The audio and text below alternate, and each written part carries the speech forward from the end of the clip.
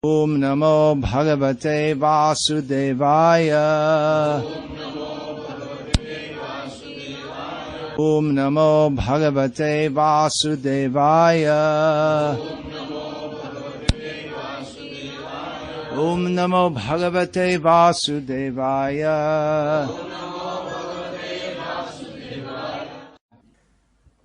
In this Quaker meeting hall, we're going to speak about Krishna consciousness. Quaker is one sect of Christianity. Actually, Quaker is the nickname, and they call it the Friends Society. So here we're going to speak or discuss why Krishna consciousness is correct, not why Quakerism is correct. Actually, they're called the Quakers because they used to quake, which means shivering, some religious shivering. So we also have that trembling in ecstasy for Krishna, remembering Krishna.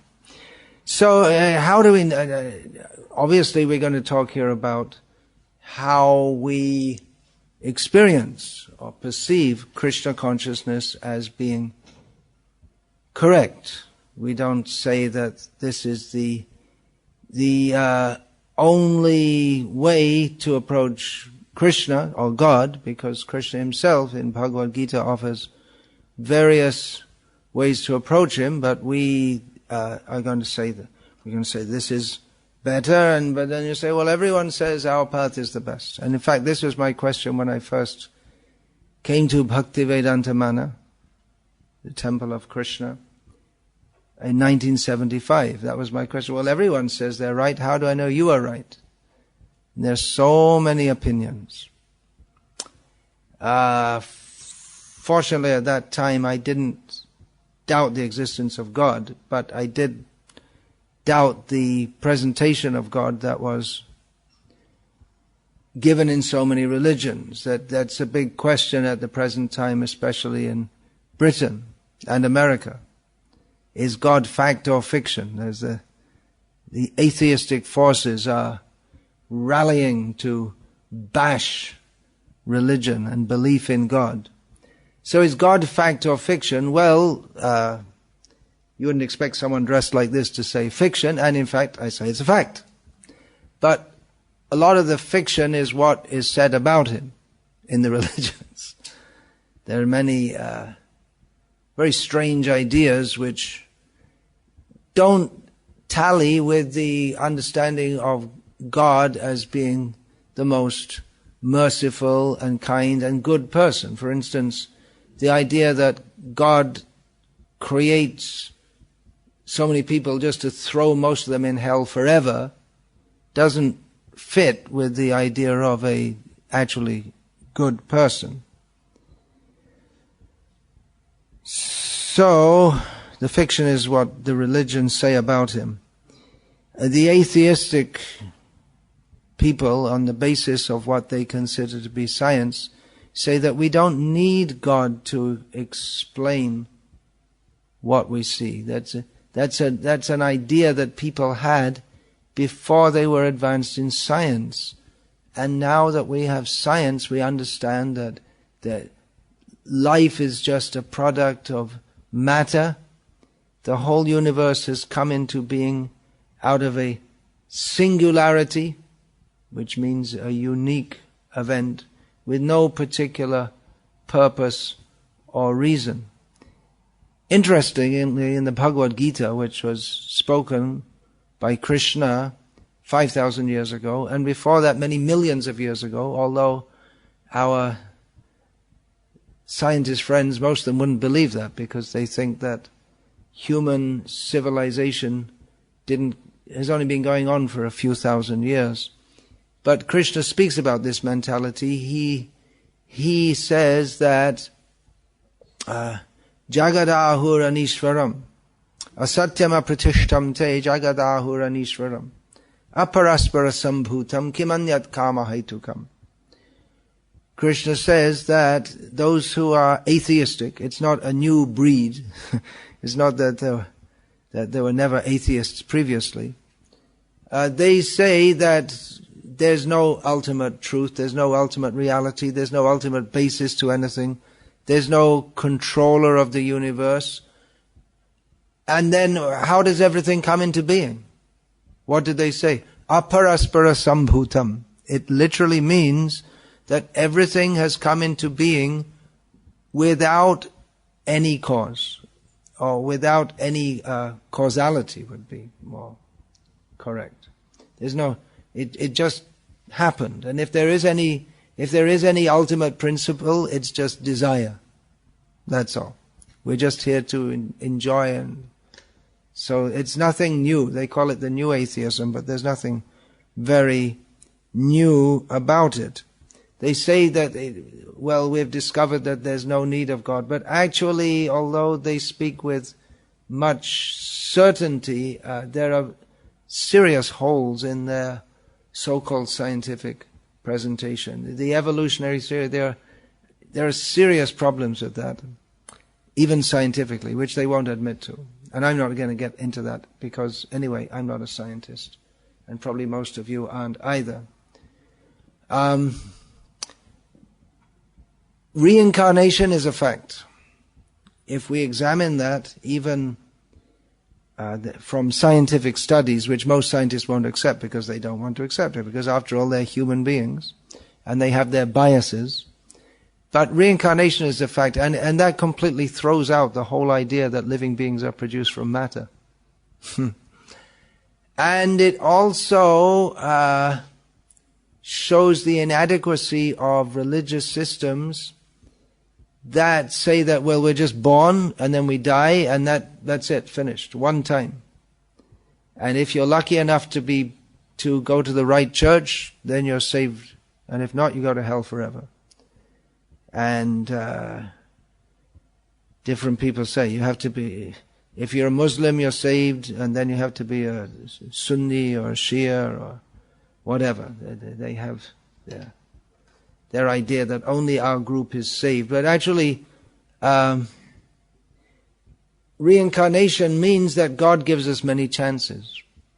That's His kindness. He doesn't just create us and then put us in some kind of Russian roulette or lottery, and if you get it right, you're saved, and there's no really intelligent way to understand whether this church is right or that church is right, and just if you happen to get it right, you're saved, otherwise you go to hell forever. So, I was raised in this culture, actually. I was told all these things when I was a child, and it didn't make any sense to me when I started to think a little bit. But the fact of reincarnation means that God gives us many chances. And even if we really mess it up, even if the good news for everyone is that even if we're as bad as Adolf Hitler, and it's not recommended, it's difficult to be as bad as him also, but there's hope for everyone. We can always improve. It might be many lifetimes later, but there's always hope for improvement. So, we do not subscribe to materialism, which is promoted in the name of what is called science. Materialism, generally people think of materialism as being interested in having a big car and a big house and lots of money, but philosophically, materialism means the doctrine that there is nothing but matter. There's nothing spiritual. But reincarnation just pops that whole theory. Those who are materialists, who think that everything is material, consciousness, personality, it's all reducible to matter. Our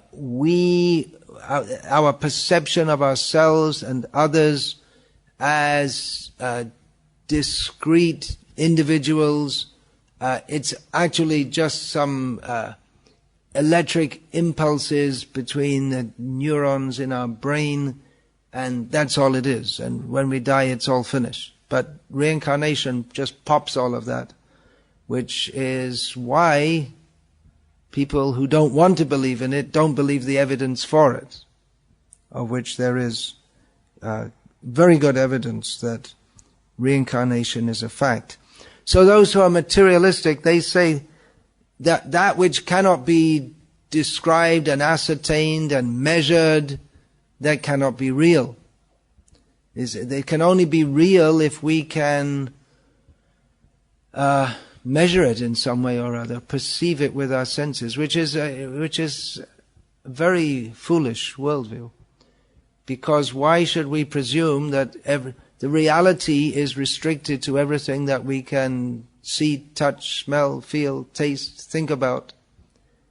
Why should we think that all of reality is within the scope of our perception and conception? It's not it's an irrational proposition, which is accepted as an axiom, as a fact. The people say, well, show me God. And if we don't bring him on a plate within 2 minutes and say, show us, that proves God doesn't exist. You can't see. You can't see God. But if I was to ask them, well, show me subatomic particles, what would they say?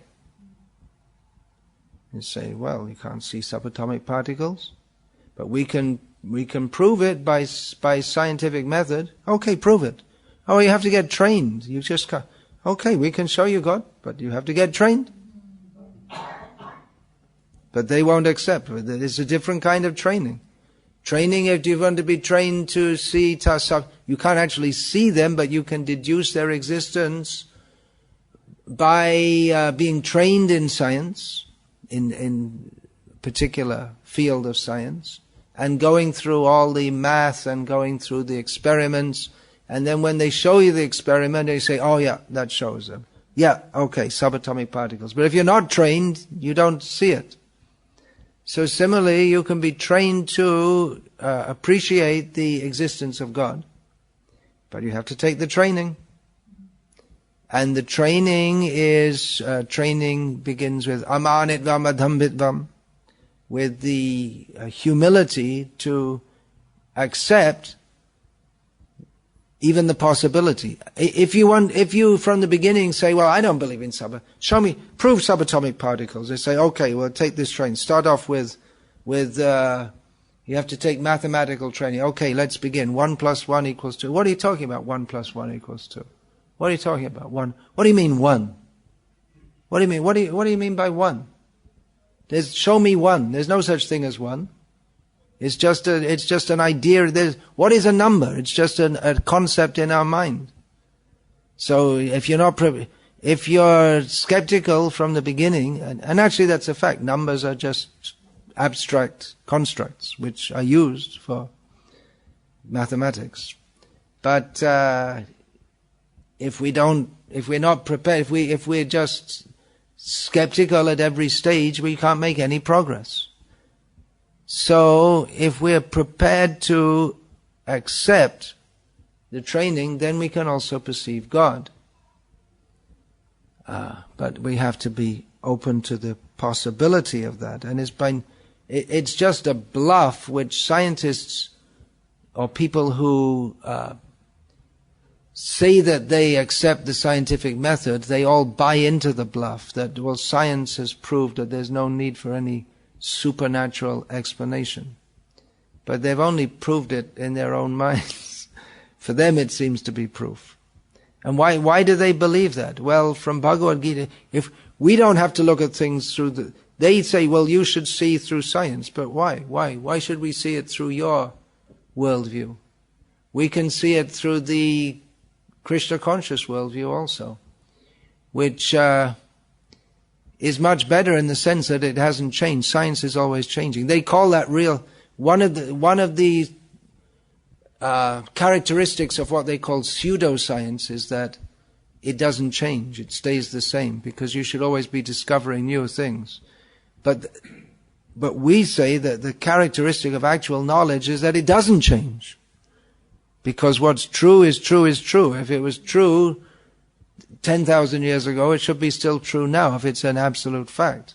So if we switch the focus and give the worldview of Bhagavad Gita, then why do people believe things even if they're wrong? Well, we find that in Bhagavad Gita, Krishna says that yo yo yang yang tanang bhakta shraddhayachtam ichchati tasya tasyachalang shraddham tameva vidadhamyaham. In relation to belief that various demigods are supreme, Krishna says, whoever puts their faith into that, I make their faith strong. It's Krishna who's acting. Krishna, the supreme soul, because people we all have to see the world through some kind of world view. So Krishna makes for people who want to believe various things, Krishna makes their faith strong. So, yeah, why do we have to accept that science is the way to see the world?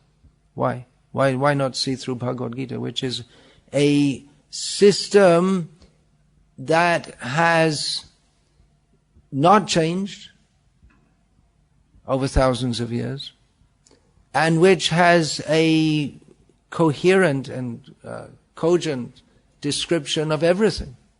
Just in the Bhagavad Gita, 700 verses. Everything is explained in a nutshell. And to understand it in more detail, we'll have to go deeper also. But in a nutshell, everything is explained. All the important questions. Why is there suffering in the world? Who are we? What is the purpose of existence? Who is God? How to attain happiness? All these things are discussed in Bhagavad Gita. So the materialists say that that which cannot be described cannot be real. And there's another class of spiritualists. They say that, well, actually all spiritualists, they'll say that which can be described in terms of our material perception, that is unreal. In other words, the materialists say that this world is real, but the spiritualists say, no, it's not real. You're saying it's real, but what is real? You say it's real, okay, the microphone's real. How real is it? Real, okay, it's there, but it wasn't there forever, and it's not going to exist forever. So it's real, but it's a relative reality. It only exists for a very short time. Everything in this world exists only for a short time. Even this whole universe only exists for a very short time, because everything's a short time, because time is infinite, and anything which has a beginning and an end is a short time. We might think it's a long time. If someone's 99 years old, you think, oh, they're very old. But compared to people who live for 100,000 years, which used to be, so we have information from the Vedic literature, they're just very, very short-lived.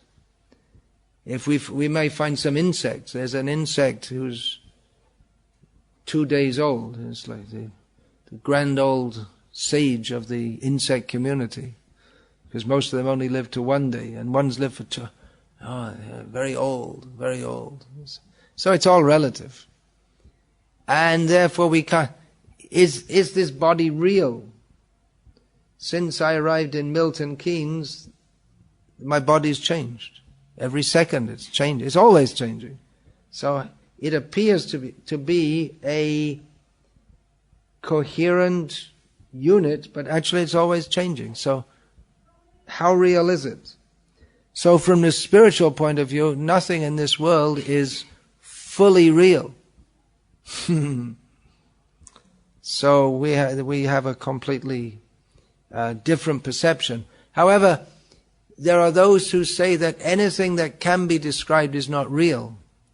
Such persons are called spiritualists, impersonalists. They say that the ultimate reality is beyond description. But no, the ultimate reality is describable. And actually, if you say the ultimate reality is beyond description, that's also a description. It's a negative description, but it is some kind of description. But the ultimate is real, describable. The ultimate is Krishna.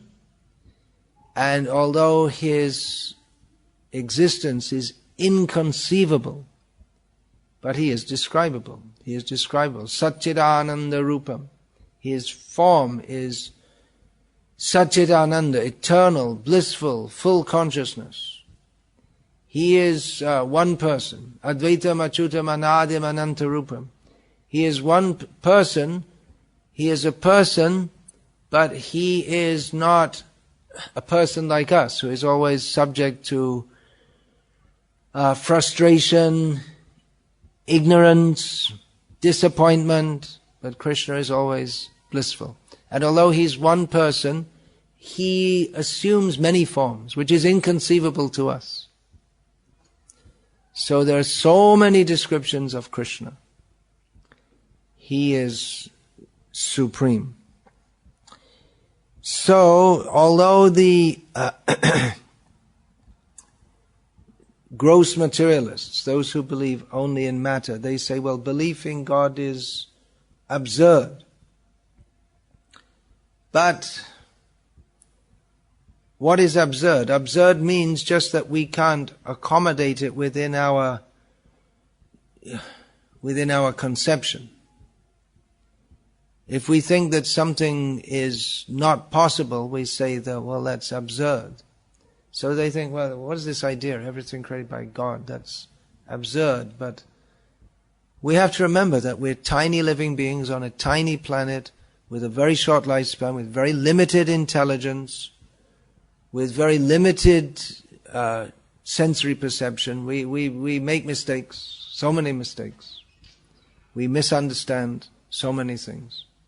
So our position, that is like that of a frog in a well. This is an example given, which would be more understandable by people in rural life, because nowadays everyone is city dweller. Where we're sitting now, just a few years ago, this was all countryside, and now it's Milton Keynes. There was no Milton Keynes. There was no London at one point in time. We think, oh, very old city. That was all forest at one point in time. Anyway, this example is given. In the bottom of a well is a frog. And the frog thinks that, well, all of reality... Of course, the frog doesn't think much. But if we can imagine that the frog is a great scholar of biology and philosophy and all these advanced subjects, the frog is sitting at the bottom of the well and thinking that this is the whole universe, this well. Then a frog jumps in, a visitor frog, and says, "Croak, croak, I just came from the ocean." And the frog in the well says, what do you mean, ocean? I never heard that word before. We're imagining that frogs can talk here. Well, they probably do in their own language. And the frog from the ocean said, well, the ocean is a huge body of water. And Dr. Frog, the scholar in the well, said that, huge body of water, you mean like my well? It's a big well. I've heard of other wells, but this is a very big well. He said, no, the ocean is much, much bigger. You mean like, I can't really imagine anything big. You mean like 1.5 times bigger? No, it's unlimitedly bigger. The frog in the well said, this is just absurd. We're all the frogs living in this well, and we have our university, and we're all very good scholars, and none of us can accept what you're talking about. It's just nonsense. What is this? Ocean, just something made up. How can there be anything millions of times bigger than our well? You must have eaten some funny mushrooms when you were up there, and you're just having all these funny ideas. So it is good, or it's not even, not good, that's a very vague term, but it is intellectually reasonable to accept that the nature of reality is far beyond what we can immediately perceive in our little well called Milton, Keynes in the year 2013. And our existence here, or wherever you might be from, Bedford or Leighton Buzzard or whatever, or Vadodara. So, we should accept that beyond the range of what we normally consider to be possible or probable or proper, there is existence. It's extremely small-minded to think that all of reality is within our immediate circumspection. So, how should we know about this? We should know. Why should we be content living in a well? Why should we be content to think that, well, if I have enough money, and then I can get a car and a house, and then I can live in it and watch my TV and do... there are so many things you can do. Modern society has given us so many options of things we can do. You can probably go skiing in Milton Keynes, isn't it? Isn't it? Yeah, they have artificial ski slopes. They didn't make them in Vadodara yet.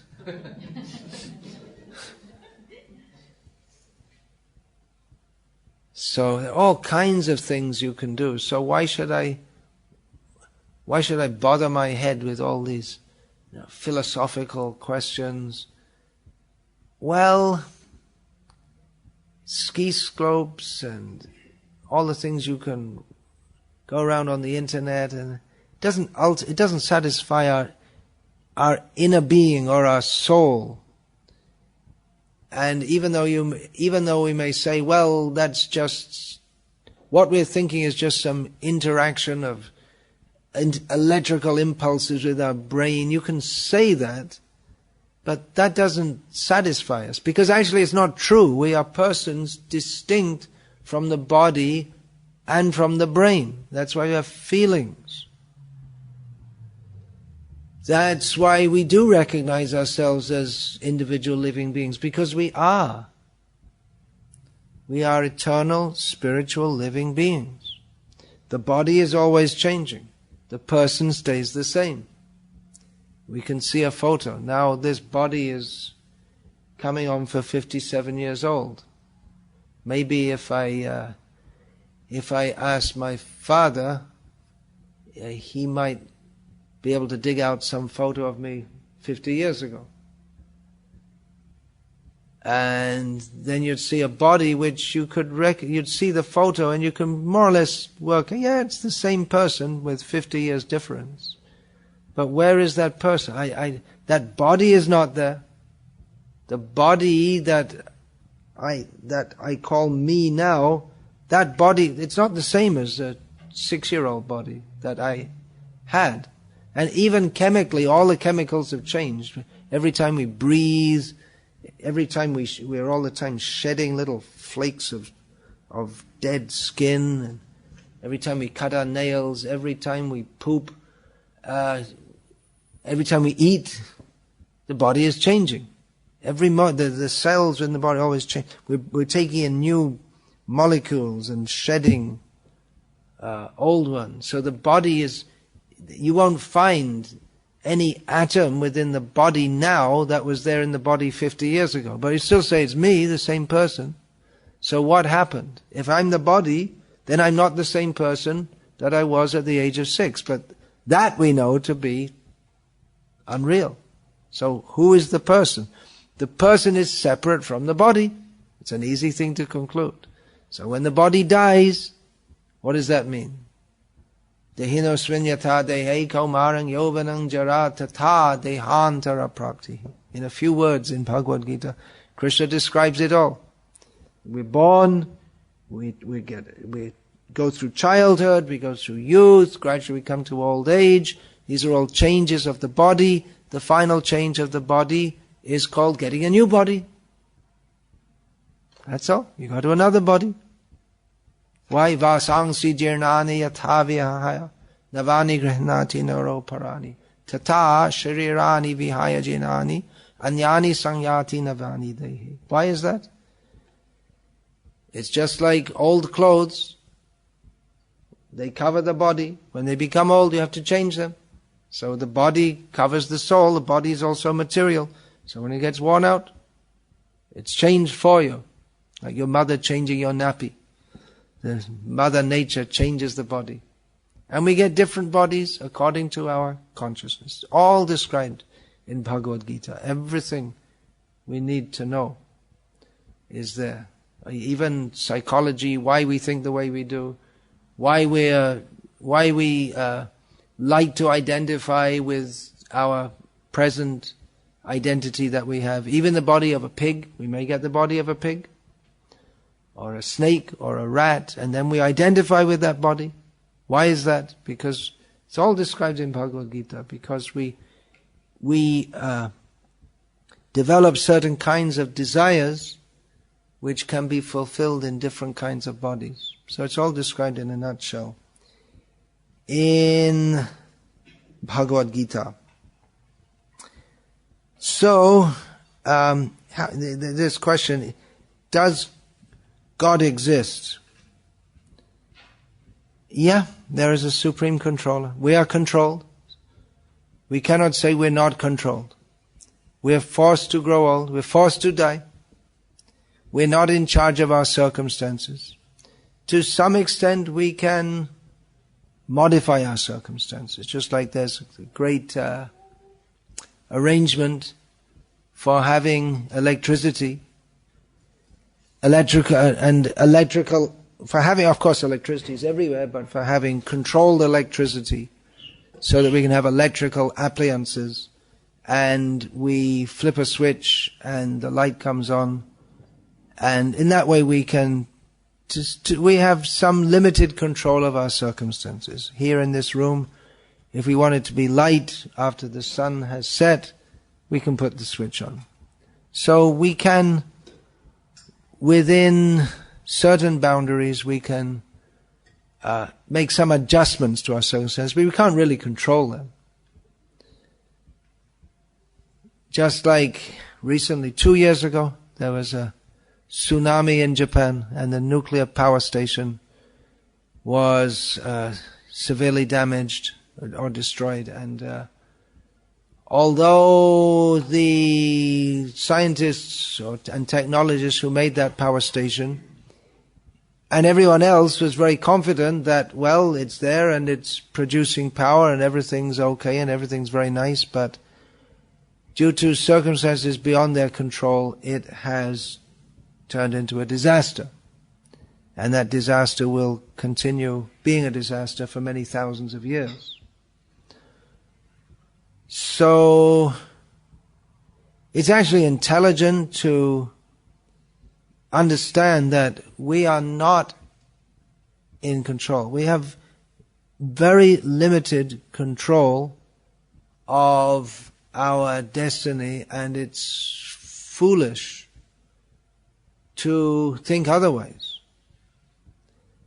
We take for granted that, well, we get up in the morning and we go about our day's work, but at any time the ability to do so can just be taken away by sickness, by death. I quite often give this example of how I had a realization of this about 20 years ago in one cold morning in Vadodara.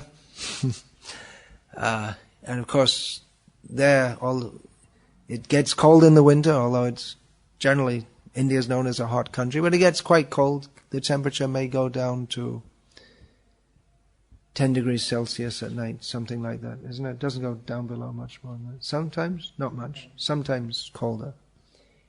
And so it's cold morning, so I got up as usual in the morning, and I couldn't move my right arm at all. In the cold, it had become, due to, in Ayurveda, that would be called Vata dosh. due to an excess of, or an imbalance of air. So it was all locked. And I couldn't move it at all. I mean, you just take it for granted that you get up and you brush your teeth. I couldn't do it. I was just, if I tried to move it, it would be extremely painful. So that was a lesson for me, that we just take it for granted that you get up and brush your teeth and all this kind of thing. But I mean, I brushed my teeth with my left hand, but it was difficult even to take the top off the toothpaste with only one hand. All these things you just take for granted, but we are not in control. That is an illusion. And old age, for the person who sees with spiritual vision, old age is actually a great gift, because it helps us to realize that we're not in control, and we're going to have to relinquish this body, and we better get serious about purifying our consciousness so that we don't get another body. So for a materialist, old age is simply distressful, but that distress for a person who sees with spiritual vision, that is a lesson and an impetus for spiritual advancement. So, some other points. What I make it? I wrote it so small I can't see. So this question then, does God exist? Or in some ways, those who are making propaganda against the existence of God, they're doing a good job, because most people never even think about these things. They just either believe it or they don't think. Mostly in England, I think most people don't even think about it. So at least they're making people think about it. Is there God or not? I saw a book recently, the title was, Does God Believe in Atheists? Interesting title. I didn't read the book. I got it, but I didn't read it yet. But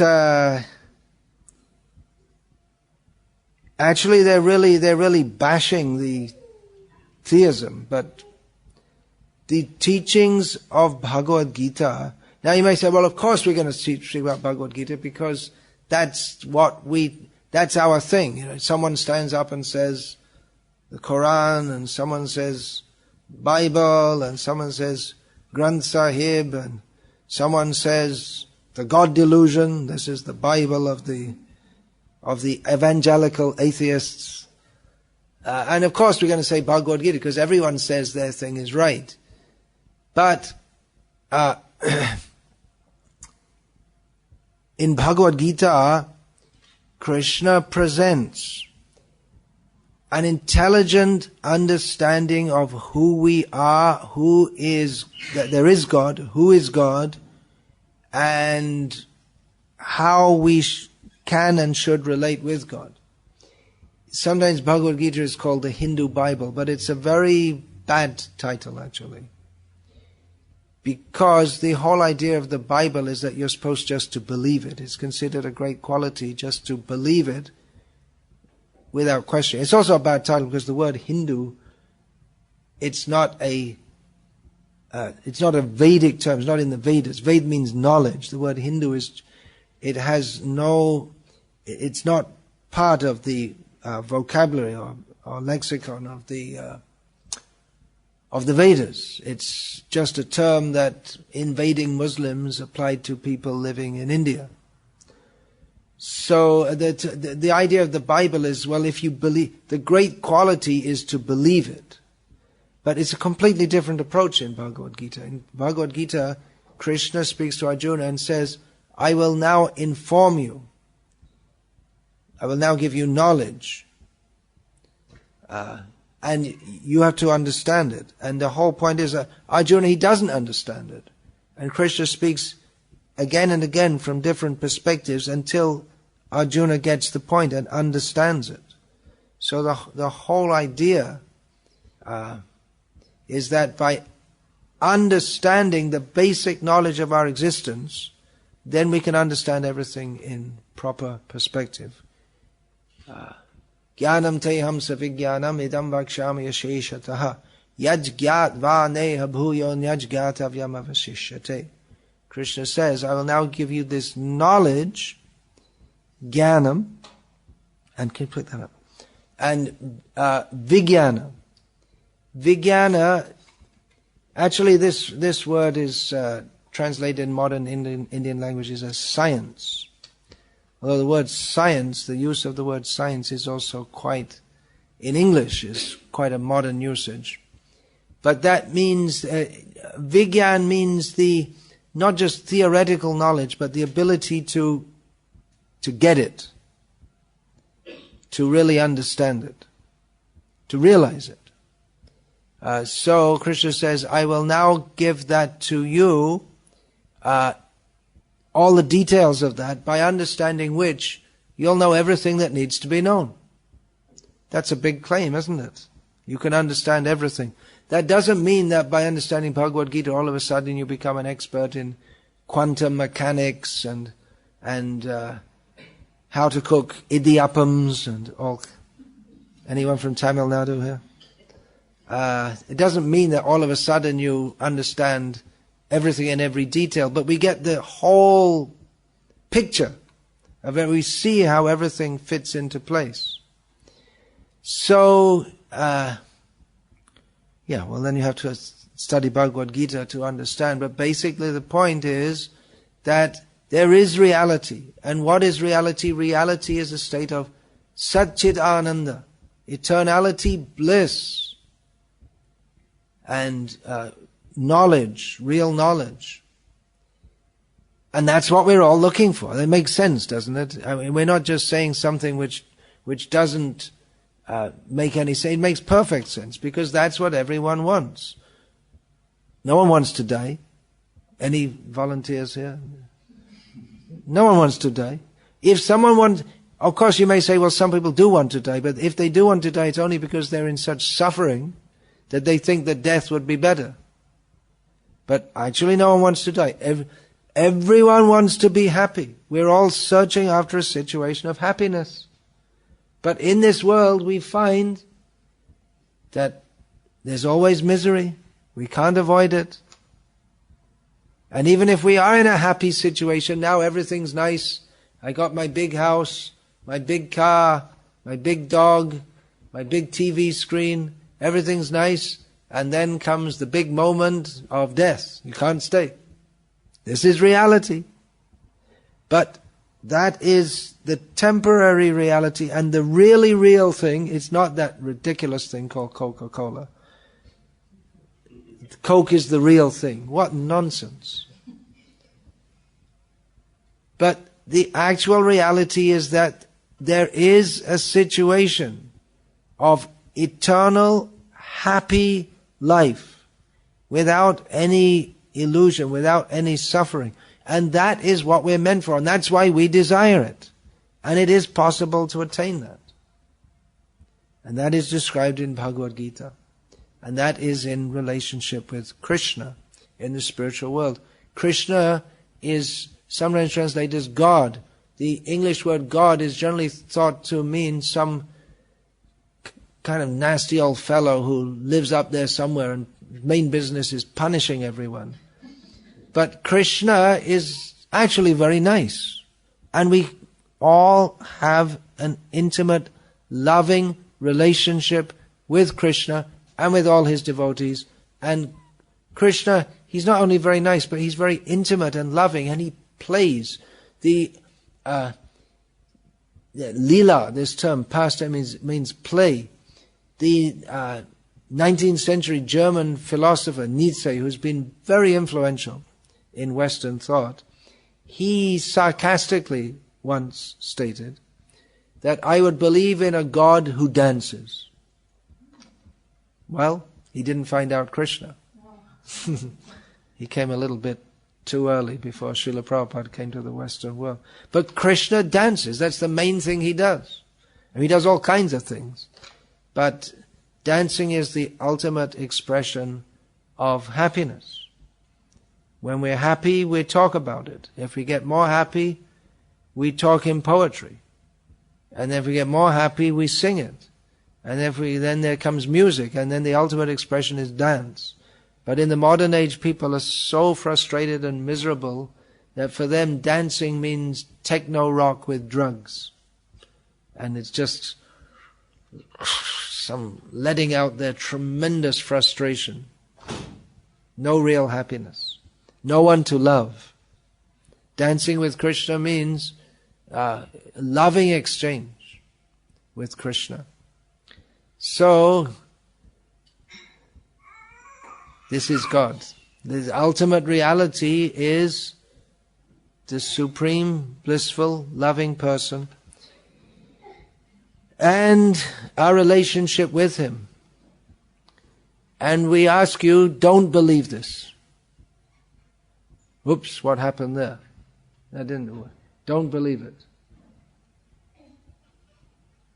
Wait a minute, what happened? Everything I said, don't believe it blindly anyway. Just try to understand it. Don't believe it because I said it. Someone comes along and says, yeah, I say, and therefore you should believe. And someone sounds very convincing. You think, oh, okay, must be right. Try to understand it. Krishna never said to Arjuna in Bhagavad Gita, look, I'm God, just shut up and do what I say. But he said, look, try to understand what you should do.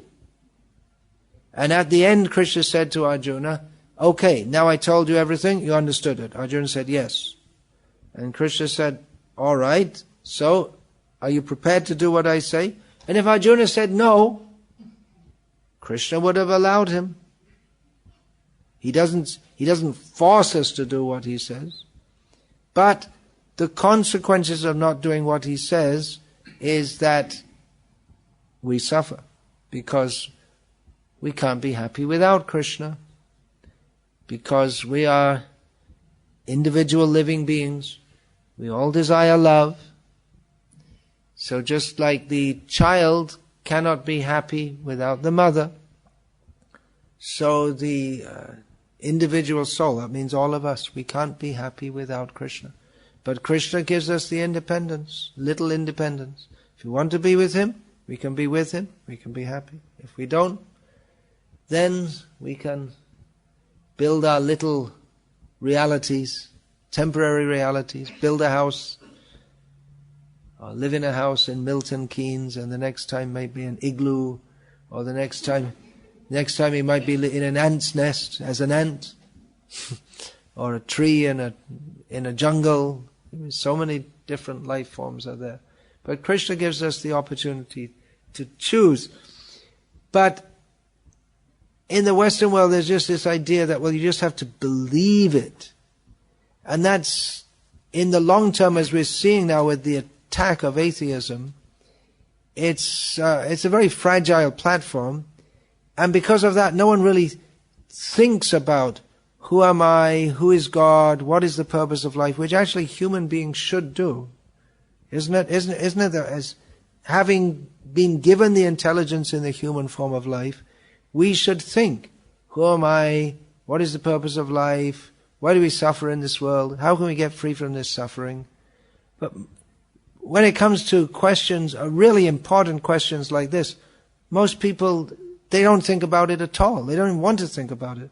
And even if they believe in God, they probably put more thought into more and apply more intelligence to choosing a new pair of shoes than to thinking about, well, why do I believe in God, or why should I accept someone as God? And therefore we find different cults and sects. And in India, I'm not saying that everything in India is the best, because we see so many people they're after Sai Baba. Why? Where's the intelligence? And so many people claim that Sai Baba is God, and okay, all right, but no thought, no attempt to understand. There's no mention of Sai Baba anywhere in any Shastra, in any Veda. There's no philosophy. Neither of the Sai Babas, the two main ones so far, ever spoke any coherent philosophy. And they don't have any symptoms. What does it mean by God? People don't even think of these things. But the knowledge is there in the Vedas. What is the meaning of God? There are many statements, just like in Bhagavad Gita. Arjuna says to Krishna, Parang Brahma, Param Dhamma, Pavitram Paramam Bhavan, Purusham, Shashvatam Divyam, Adi Devam Ajam Vibhum. Arjuna states some of the qualities that make Krishna the Supreme. He is God, the Supreme Person. He is Arjuna says, he is Param Brahma, the supreme spiritual reality. He is the supreme abode. Everything rests in Krishna. He is the supreme pure. Pavitram Paramam Bhavan. He is the eternal spiritual person. He is the origin of all the gods, all the demigods. He is unborn. He is all powerful. So this applies to Krishna. And that is accepted in all the Vedas and by all the great rishis. And I'm just giving an example. There are so many bogus ideas in the name of Hinduism. Sai Baba is one of the prominent ones at the present time, whether you take Sai Baba 1 or 2. It's ridiculous. But because people don't think, they don't want to think, because they grow up watching Konbanega Kropati or something like this, and that's the answering some questions and some quiz. They think that's the ultimate limit of intelligence. So people are stupid, just in case you didn't notice, and especially when it comes to matters of the most important matters. People don't think, they don't want to think. And they think that it's not even a matter of thinking. You should just believe something. There's another, in the Western world, this idea, you just believe in God and don't think. And in India also there's this misconception, or in Hinduism, what they call Hinduism, there's this misconception that bhakti means that you just love. You don't think about anything, you just love. But that's foolishness, because unless we know who to love and how to love, then we're going to be misled. Love in this world is the cause of so many problems, because people misplace their love. They don't know how to love. Even the love between man and wife in this world, that should be centered on Krishna. Husband and wife should cooperate to serve Krishna. But people think, well, it's just for, just try it out, and if we like it, okay, if not, we'll dump it. But they don't understand that that's actually husband and wife are meant to join together to serve Krishna, or to serve God. In the Christian tradition, it's a sacred sacrament. But now it's not. Most people have civil weddings. And what's the need of a civil wedding? Then after some time you have an uncivil divorce. Or maybe a civil divorce by mutual consent. So, what else did I want to say? Yeah, most people, even if they believe in God, they do so without thinking. If you're born in a Muslim family, then you become a Muslim. If you're born in a Hindu family, then you accept one of the, it's very difficult to say what you accept, because you accept everything. Everything's okay. But in Bhagavad Gita, Krishna teaches us to exercise our intelligence, to discriminate, to understand, and then accept. So, why should we accept Krishna consciousness and not be a Quaker, for instance? That is an intelligent choice. We have intelligence. God has given us intelligence. We're supposed to exercise that. Of course, intelligence has its limits also. We can never be so intelligent that we can understand everything in all detail. That is the prerogative of God. We are not God. But God has given us enough intelligence that if that intelligence is guided properly, we can understand what is real and what is not real.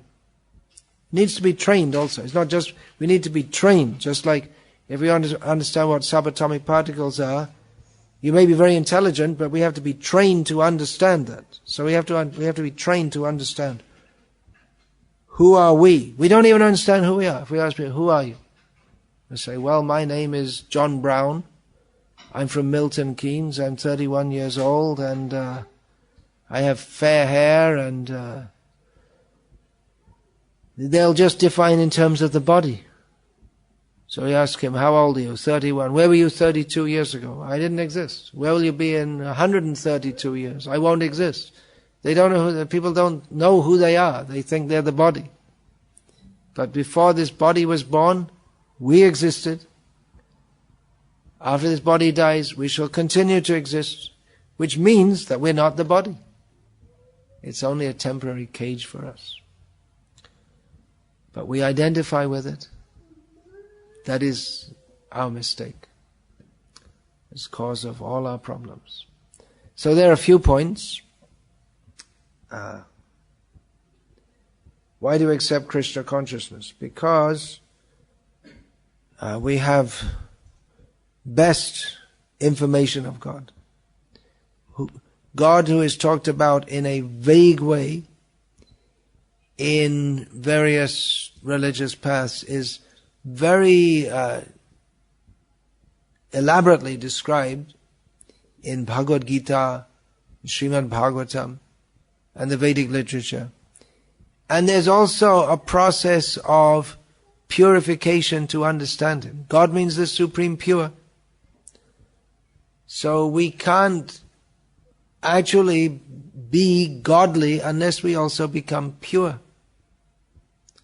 Pure means that our consciousness, which is presently contaminated by Kam, Krodh, Lobh, Moha, Mada, Matsarya, Ityadi. That means material desire, anger and frustration, Kam, Krodh, Lobh, greed, anger, I already said anger, envy, pride, illusion. These are all impositions on our consciousness by which we cannot even begin to approach God. So we have to become purified. The process of Krishna consciousness, that is a process by chanting the names of Krishna, worshipping Krishna, taking only food offered to Krishna, hearing about Krishna. This awakens our understanding of Krishna, who is the supreme pure, our love for Krishna, and it also purifies us simultaneously from all these tendencies, lust, anger, greed, which cover our consciousness and which keep us away from Krishna. So, briefly, that's why this is best. We're not saying that other religious systems don't have anything of value, but that religious system is best, which Srila Prabhupada always says, that religious system is best, which awakens our knowledge of and love of God. Savai pung sang paro dharmo yato bhaktir adhokshaje ahaitukya pratihata yayatma suprasidati. That religious system is best, which awakens our loving feelings for the Supreme Lord, who is described in this verse as adhokshaja. That means we cannot understand Him, we cannot approach Him through our material senses. We have to become spiritually purified. And that devotion for Him, that has to be without any material motive. Most people, they go to a church or a mosque and they believe in God and they pray, give me this, give me that, remove this problem, remove that problem. That's a beginning, but real love of God means simply to pray, let me serve you just because I love you. And that devotion has to be so strong and so intense that it's constant. And that will fully satisfy us. Nothing else will fully satisfy us.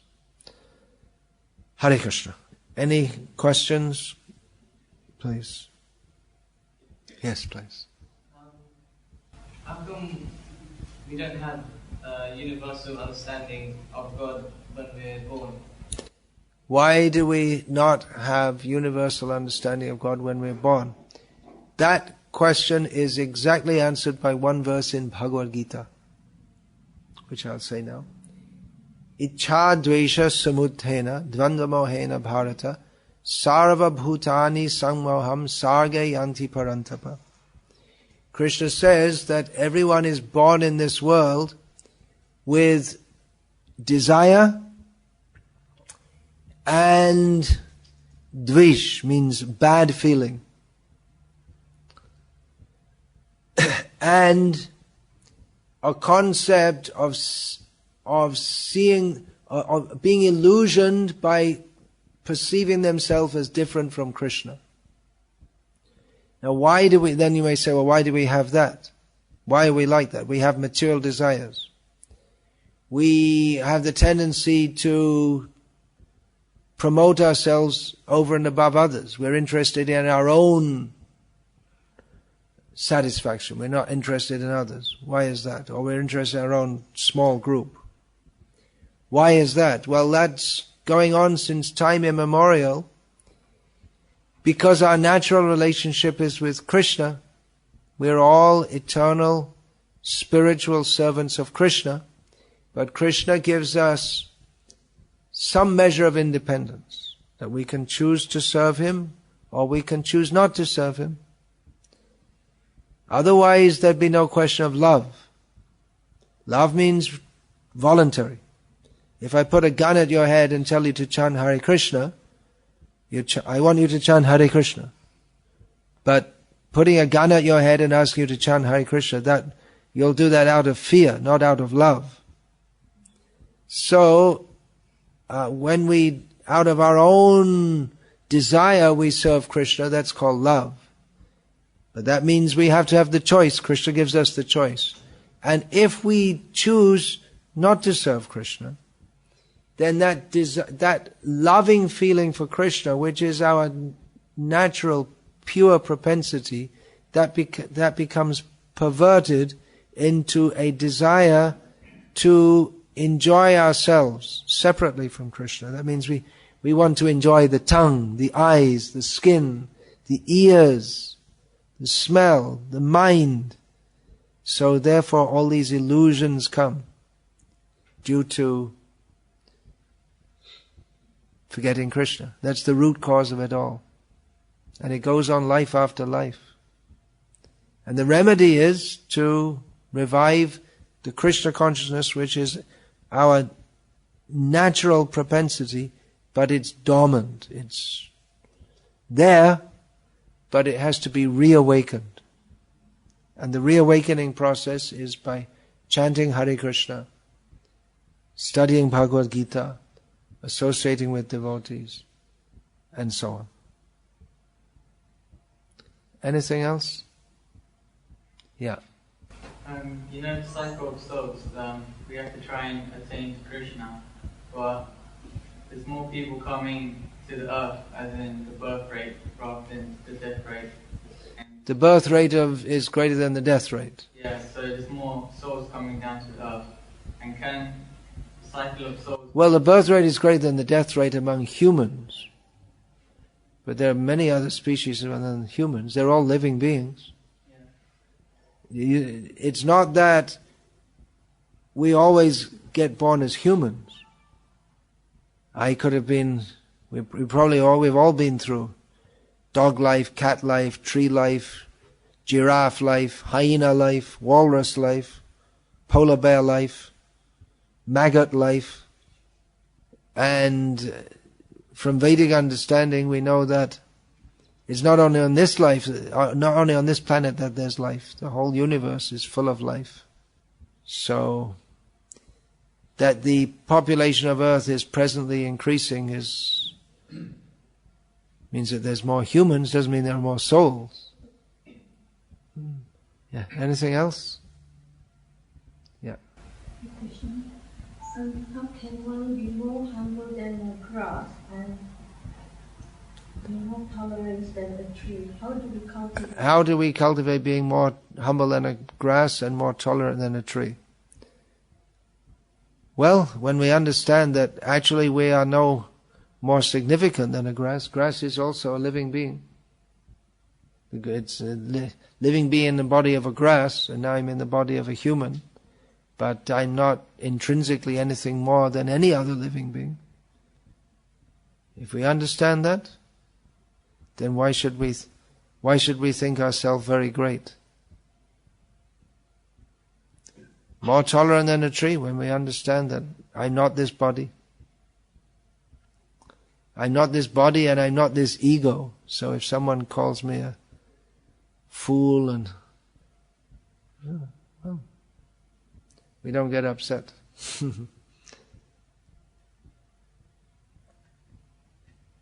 Chaitanya Mahaprabhu recommended this.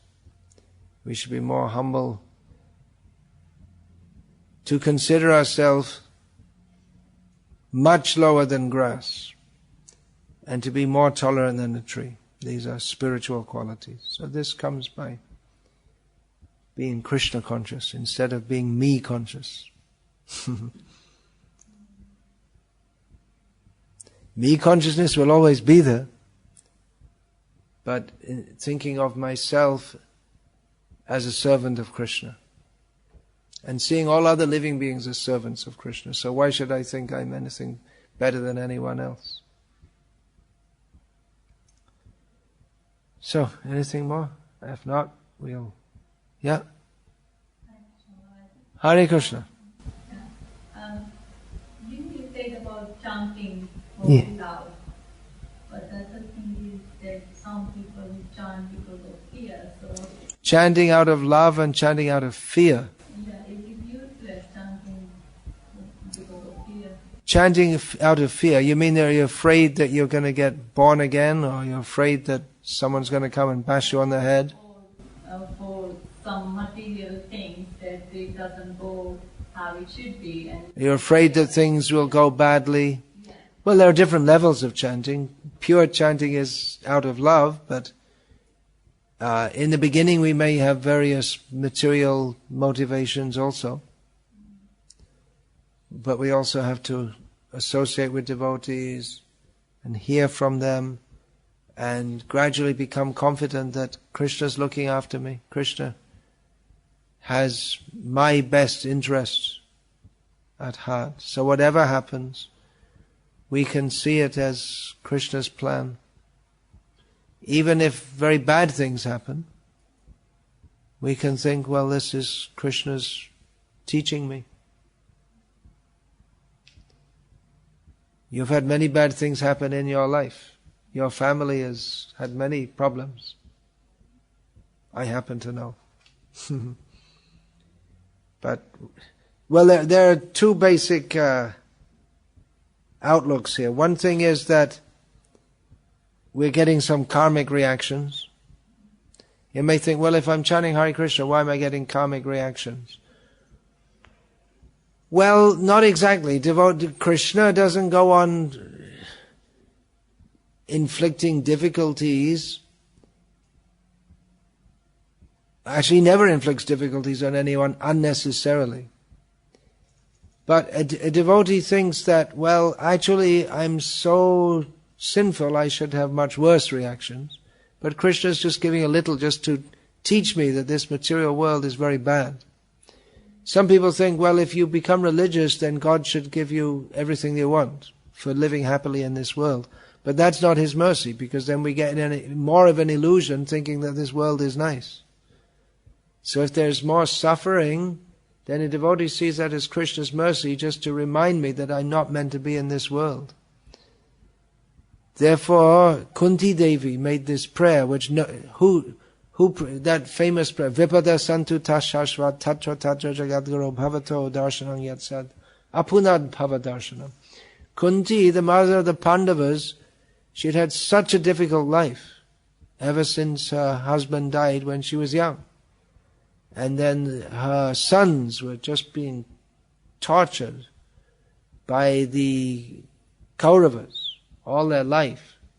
So she'd had such a difficult life, and at the end of it, when Krishna had sorted everything out, she said, please give us more difficulties. And you say, why? But she said that if there are difficulties, we remember you intensely. And if we remember you, then we'll be delivered from birth and death, and we'll always live with you. So if we are bold enough, if we're brave enough, if we have enough faith, we can pray to Krishna. Instead of everyone praying, please remove my difficulties, we can pray to Krishna, please give me more difficulties.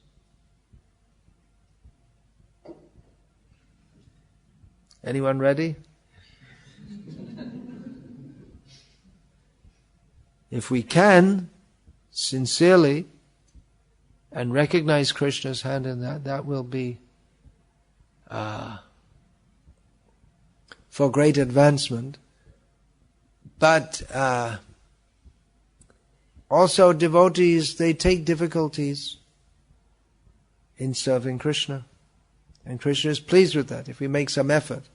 Just like if we say we love someone, but we're lying on the sofa, yeah, I love you, we don't ever do anything for them. There used to be a time when the men would go out to work and the women would remain at home. So, if the man comes home in the evening and the wife says, oh, I love you, he said, oh, that's nice. Then, what did you cook for dinner? I didn't cook anything. You can look in the fridge, throw something in the microwave, or dial a pizza.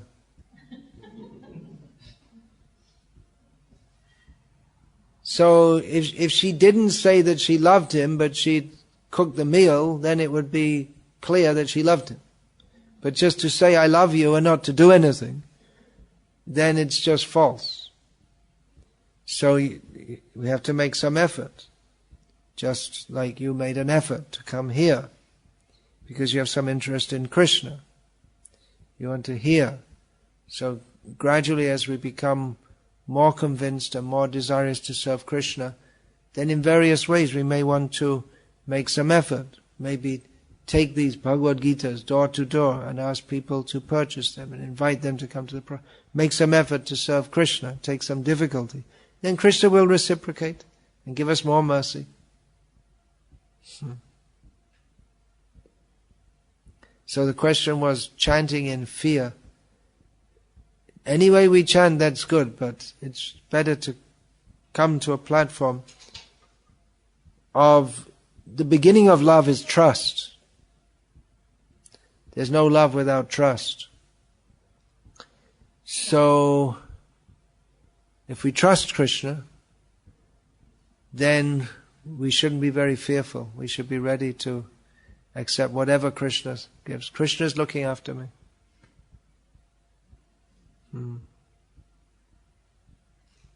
Anything else? Yeah. So we know that the universe is incredibly massive. So the universe is incredibly massive. From our perspective, yeah.